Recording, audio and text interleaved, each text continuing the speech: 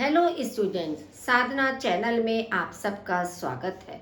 बच्चों, आज हम क्लास 8th की दिव्यमणि पुस्तक का पाठ 9 अनधिकार चेष्टा इसे स्पष्ट करेंगे।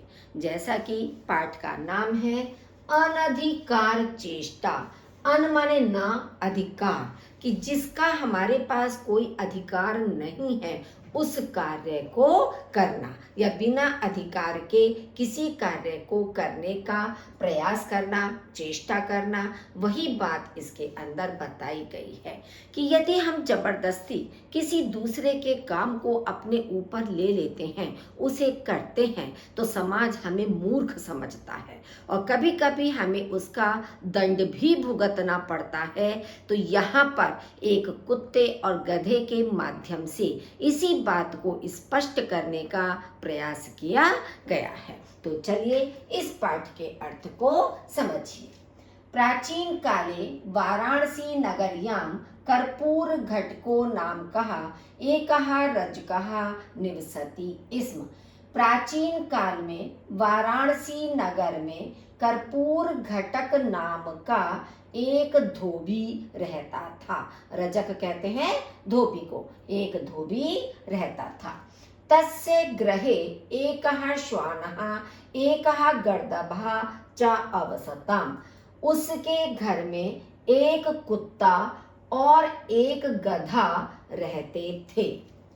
गर्दभः भारम वहति स्म, श्वानः च चौरेभ्यः गृहस्य रक्षां करोति स्म। गधा भार ढोता था। भार का मतलब बोझा ढोना। तो गधा बोझ ढोता था और कुत्ता चोरों से घर की रक्षा करता था। एकदा निशायाम एकः चोरः द्रव्याणि हर्तुं तस्य गृहे प्रविष्टः। एक बार रात्रि में एक चोर ने धन चुराने के लिए उसके घर में प्रवेश किया। गर्दभः श्वानम अकथ्यत। गधे ने कुत्ते से कहा, मित्र, त्वम उच्चैः शब्दं कृत्वा स्वामिनं कथं न जागर्यसि। कि हे मित्र, तुम जोर से आवाज करके मालिक को क्यों नहीं जगाते हो। क्योंकि कुत्ते का काम यही है कि जब किसी अजनबी को, चोर को देखता है तो वह जोर जोर से भौंकने लगता है ताकि मालिक जाग जाए। तो इसीलिए गधे ने कुत्ते से कहा कि तुम जोर की आवाज करके मालिक को क्यों नहीं जगाते हो। श्वानः अवदत्। कुत्ता बोला, भद्र, मम कार्यस्य चर्चा त्वया न कर्तव्या। कि हे भद्र, मेरे कार्य की चर्चा तुम्हें नहीं करनी चाहिए या तुम्हारे द्वारा नहीं की जानी चाहिए। किम त्वम न जानासि। क्या तुम नहीं जानते हो। यत अहम अहर्निशम तस्य गृहस्य रक्षां करोति। कि मैं दिन रात उसके घर की रक्षा करता हूँ। कि क्या तुम नहीं जानते हो कि मैं दिन रात उसके घर की रक्षा करता हूँ। अयम च चिरात निवृत्तः मम उपयोगम न जानाति। और यह चिरात कहते देर से, निवृत्तः का अर्थ बच्चों दो तीन होते हैं। एक तो निवृत्त हम उसे भी कहते हैं, जैसे आप कहते हो ना रिटायरमेंट के लिए सेवा निवृत्त होना, सेवा से मुक्त हो जाना, सेवा से निवृत्त हो जाना। लेकिन यहाँ पर निवृत्तः का अर्थ जो है वो संतुष्ट के अर्थ में दिया गया है। और यह देर से संतुष्ट हुआ मेरा उपयोग नहीं जानता है। कि देर से संतुष्ट होता है मेरे कार्य से, इसलिए यह मेरे उपयोग को नहीं जानता है। तेन अधुना सह आहार दानेपि मंदादरः।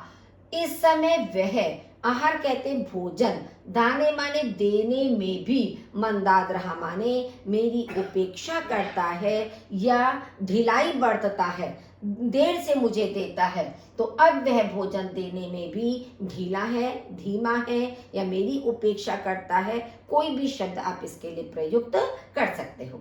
इदम श्रुत्वा गर्दभः अकथ्यत। यह सुनकर गधे ने कहा। शृणु रे बर्बर याचते कार्यकाले सह किम भृत्यः सह किम सुहृद।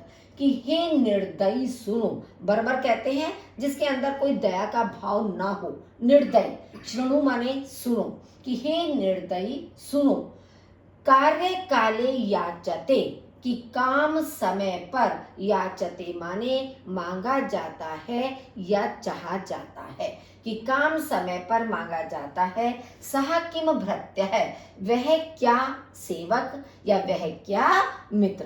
मतलब कहने का तात्पर्य यहाँ पर है कि चाहे सेवक हो चाहे मित्र हो, जिस समय जिसके कार्य की आवश्यकता है, जिसकी सहायता की आवश्यकता है, वह कार्य उसी समय होना चाहिए।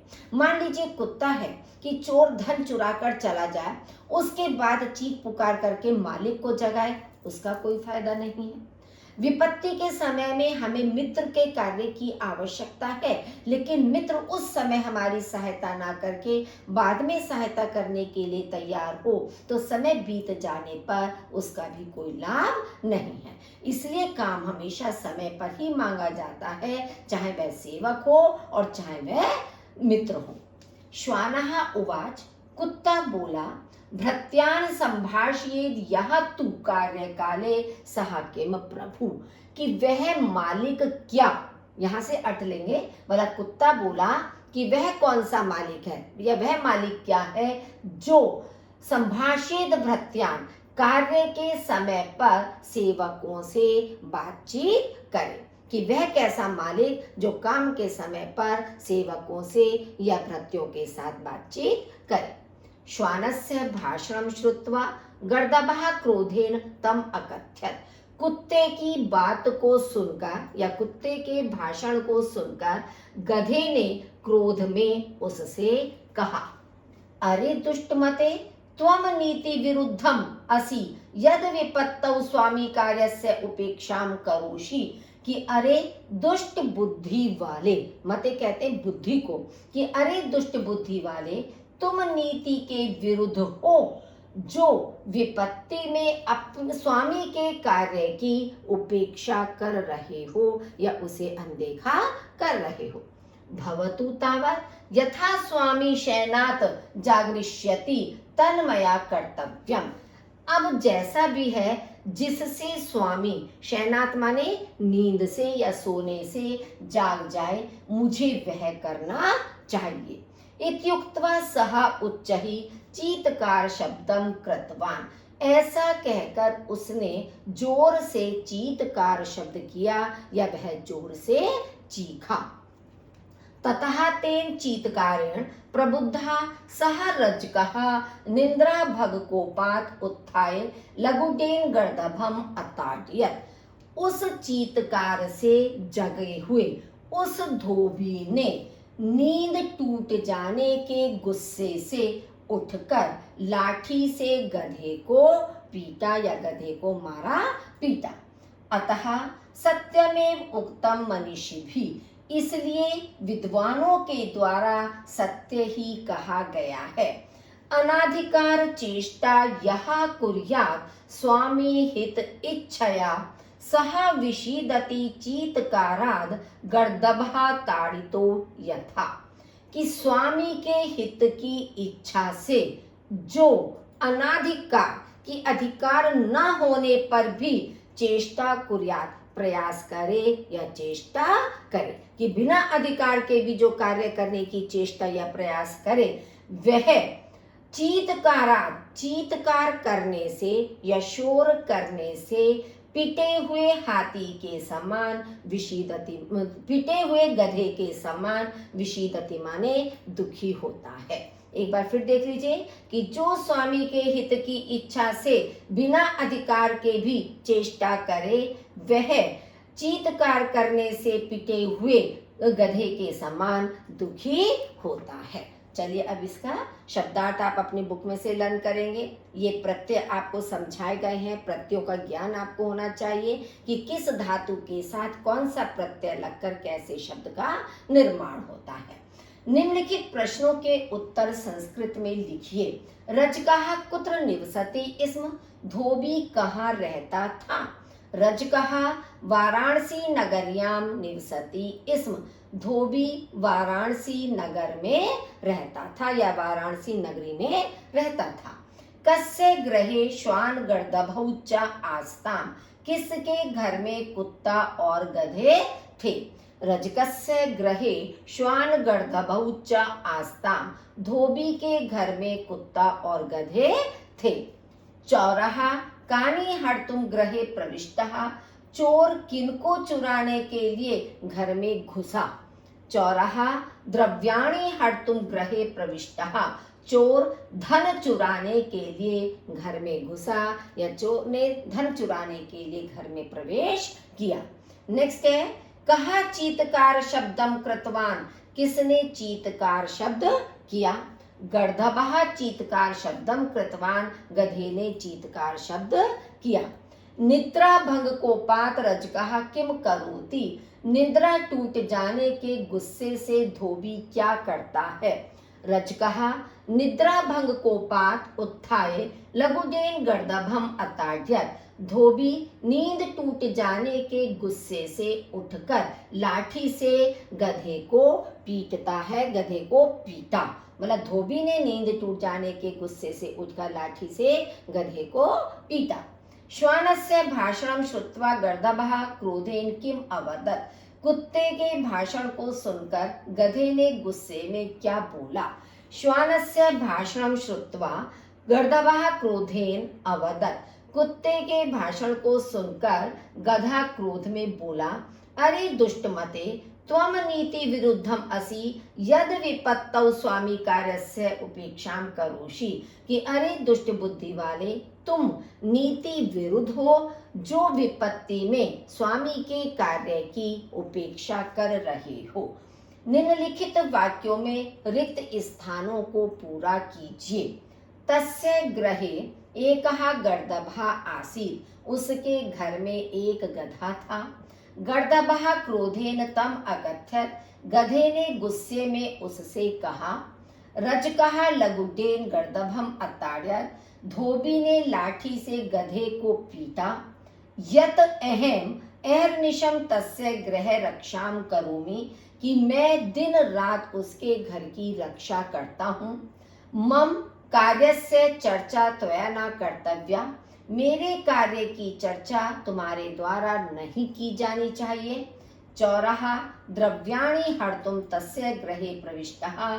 चोर धन चुराने के लिए उसके घर में घुसा। निम्नलिखित शब्दों में संधि कीजिए। ततमया। ततमया का संधि बनकर बनता है तन्मया। ता ना में परिवर्तित हो जाता है। मम उपयोगम ममोपयोगम। जैसे आ और उ मिलने पर ओ बन जाता है। ये आपकी गुण संधि है। ये व्यंजन संधि थी। ये आपकी स्वर संधि के अंतर्गत गुण संधि है कि आ और उ मिलने पर ओ बन गया तो आपका शब्द बन गया ममोपयोगम। दान अपि दानेपि। ये आपकी विसर्ग संधि में आ जाती है कि बीच में ये आपका अवग्रह बन जाता है। इसको अवग्रह कहा जाता है दानेपि। हालांकि यहाँ पर दानः शब्द होना चाहिए था। विसर्ग लगने चाहिए थे दान के पास। ये आपका मिसप्रिंटिंग है। तो यहाँ पर दान के आगे विसर्ग लगाकर दानः अपि दानेपि बन जाएगा। कि विसर्ग से पहले भी आ हो विसर्ग के बाद में भी आ हो तो विसर्ग अवग्रह में परिवर्तित हो जाता है। सुउक्ति सूक्ति उ मिलकर बड़ा उ बन गया। ये आपकी दीर्घ स्वर संधि हो गई सूक्ति। अनधिकार ना आधा है तो आधे ना में जब हमने अ स्वर मिला दिया तो आपका बन गया अनधिकार। इति उक्त्वा ई और उ मिलकर या बन जाता है यण संधि। तो इत्युक्त्वा ये जो उ है ये या के ऊपर मात्रा आ गई इत्युक्त्वा। निम्नलिखित शब्दों में संधि विच्छेद कीजिए। हितेच्छया। हित प्लस इच्छया। अ के बाद ई आने पर ए हो जाता है। ये भी आपकी गुण संधि है। तो इससे आपका बनेगा हित इच्छया। अहर निशम। अह प्लस निशम विसर्ग का रा बन जाता है जो ना के ऊपर आपका आ रहा है तो अहर निशम बनेगा। तो यह माने दिन और निशम माने रात, दिन और रात, और विसर्ग का रा बन गया। प्रबुद्धः, प्रबुद्ध प्लस धा, इसमें भी ये आपका व्यंजन संधि है। और नियम देखिए बच्चों, आपको जरा कठिनता से समझ में आ सकता है कि मान लीजिए किसी भी वर्ग का जो 5 वर्ग आप पढ़ते हो, कवर्ग, चवर्ग, टवर्ग, तवर्ग, पवर्ग, तो इन 5 वर्गों का जो प्रथम वर्ण है, उस प्रथम वर्ण के बाद किसी भी वर्ग का प्रथम, द्वितीय, तृतीय, चतुर्थ वर्ण आए, या कोई भी स्वर आए, या श, श, स, ह आए, तो प्रथम वर्ण अपने ही वर्ग के तृतीय वर्ण में परिवर्तित हो जाता है। तो ता, था, द, इस तरह से ये दा में आपका परिवर्तित हो गया है। ऐसे ही आपका होता है सत प्लस बुद्धि, सद बुद्धि आपका बन जाता है। तो ये नियम आपका व्यंजन संधि का इसमें लगता है। निम्नलिखित शब्दों का वाक्यों में प्रयोग कीजिए। गर्दभा, रजकस्य ग्रहे एकः गर्दभा आसीत्, धोबी के घर में एक गधा था। उपेक्षां, राकेशः स्व उपेक्षां श्रुत्वा अक्रुध्यत, राकेश अपनी उपेक्षा को सुनकर क्रोधित हुआ। उच्चहि, बालकः चोट कारणात् उच्चहि रोदितुम् आरब्धवान्, बच्चे ने चोट लगने के कारण जोर से रोना शुरू कर दिया, या बच्चा चोट लगने के कारण जोर से रोने लगा। ग्रहे, मम ग्रहे एकः श्वानः अस्ति, मेरे घर में एक कुत्ता है। स्वामिनम, सह स्व स्वामिनम प्राप्य प्रसन्नः अस्ति, वह अपने स्वामी को प्राप्त करके प्रसन्न है। चिरात, सह गृहात् चिरात आगतः, वह घर से देर से आया। चिरात मने देर से, वह घर से देर से आया। निम्नलिखित शब्द रूपों के मूल शब्द, विभक्ति और वचन लिखिए। क्रोधेन, क्रोध मूल रूप है आपका, मूल पद है, तृतीय विभक्ति का एक वचन है। उच्चहि, उच्च शब्द है, तृतीय विभक्ति बहुवचन है। ग्रहे, ग्रह शब्द सप्तमी विभक्ति एक वचन। भवतः, भवत शब्द है। अब ये भवत शब्द 3 जगह प्रयुक्त होता है। भवतः आपका पंचमी और षष्ठी विभक्ति में एक वचन है भवतः, और द्वितीय विभक्ति का बहुवचन होता है। तो ये भवत शब्द में भवतः आपके 3 जगह प्रयुक्त होता है। चिरात, चिर पंचमी विभक्ति एक वचन, श्वानस्य, श्वान षष्ठी विभक्ति एक वचन, तस्य, तत् सर्वनाम है, षष्ठी विभक्ति एक वचन है। चलिए, रूप तो आपको याद करने पड़ेंगे हर तरह के, तभी आप ठीक से पहचान सकते हो। निम्नलिखित धातुओं की मूल धातु लकार, पुरुष और वचन लिखिए। आस्ताम, अस धातु है, लंग लकार है, प्रथम पुरुष है, द्विवचन है।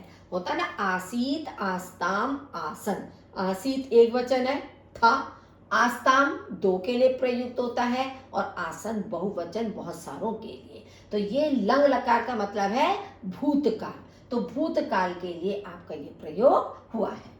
अवदत, वद धातु लंग लकार, प्रथम पुरुष एक वचन, अवदत, अवदताम, अवदन, तो ये आपका एक वचन है। जागर यसी, जागरी मूल धातु है, लट लकार मध्यम पुरुष एक वचन। आप लोगों को हमने एक बार बताया था कि पठ धातु के रूप याद कर लीजिए, तो बहुत सारे धातुओं के रूप आप चला सकते हो। मान लीजिए पठ में अगर आपको याद है तो आप करोगे पठती, पठताम, पठंती, पठसी, पठता, तो पठसी से तुरंत याद आ जाएगा जागर यसी, आप एकदम पहचान सकते हो। लट लकार मध्यम पुरुष का एक वचन है। विशीदति, सद धातु लट लकार प्रथम पुरुष एक वचन, ऐसे ही आपका पठती बनता है, ऐसे विशीदति बन गया। करोमी, क्री धातु लट लकार उत्तम पुरुष एक वचन, जैसे पठामी होता है वैसे ही करोमी बन गया। जागरिष्यति, जागरी लिरिट प्रथम पुरुष एक वचन, ये लिरिट लकार या भविष्य काल में प्रथम पुरुष का एक वचन है। नेक्स्ट है, निम्नलिखित शब्दों में प्रत्यय अलग करके लिखिए। हर तुम, ह्री धातु में तुमुन प्रत्यय लगाने से हर तुम बना है। कर्तव्या क्री धातु में तव्यत प्रत्यय लगाने से। श्रुत्वा, श्रु और त्वा, इसे त्वा बोलते हैं, इक्त्वा नहीं बोलते, त्वा। और इसमें जब हम लिखते हैं तो आधा का हट जाता है और उसके स्थान पर केवल त्वा रह जाता है। तो श्रु त्वा।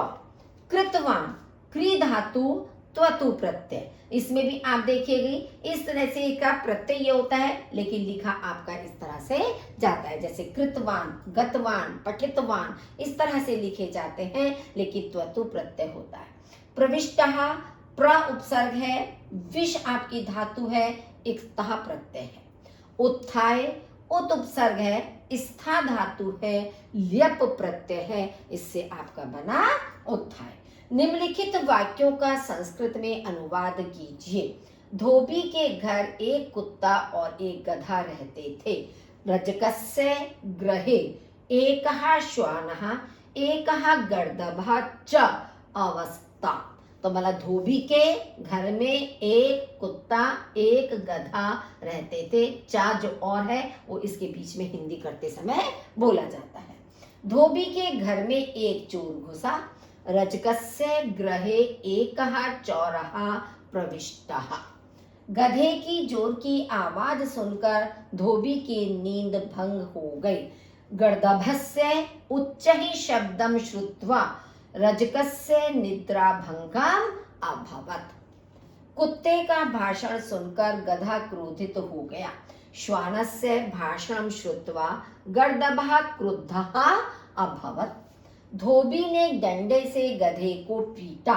रजकः लघुडेन गर्दभम अताड्यत। लघुडेन कहते हैं लाठी से या डंडे से। बहुविकल्पीय प्रश्न। रजकः कम अताड्यत, धोबी ने किसको पीटा? श्वानम कुत्ते को, गर्दभम गधे को, वृषभम बैल को और अजाम कहते हैं बकरी को। तो गधे को पीटा, गर्दभम आ जाएगा। गर्दभः अस्य पदस्य वचनम लिखत। गर्दभ इस पद का वचन लिखिए, ये एक वचन है गर्दभः। कुक्कुरः अस्य पदस्य पर्याय पदम लिखत। कुक्कुर माने कुत्ता, इस पद का पर्याय पद लिखिए। पर्याय पद इसका है श्वा। पर्याय का मतलब होता है समानार्थी या पर्यायवाची शब्द। श्वा को भी कुत्ता कहते हैं, श्वान है, श्वा है, कुक्कुर है, इन सब का मतलब कुत्ता होता है। बच्चों, ये पाठ आपको स्पष्ट हो गया होगा। वीडियो को लाइक कीजिए, शेयर कीजिए और यदि अभी तक आपने चैनल को सब्सक्राइब नहीं किया है तो प्लीज़ उसे सब्सक्राइब कर दीजिए। बेल आइकन दबाइए ताकि आने वाला नोटिफिकेशन आपको पहले से प्राप्त हो सके कि जो भी वीडियो हम आगे आपको प्रेषित कर रहे हैं वह समय से आपको ज्ञात हो सके। सुनने के लिए आपका बहुत बहुत धन्यवाद।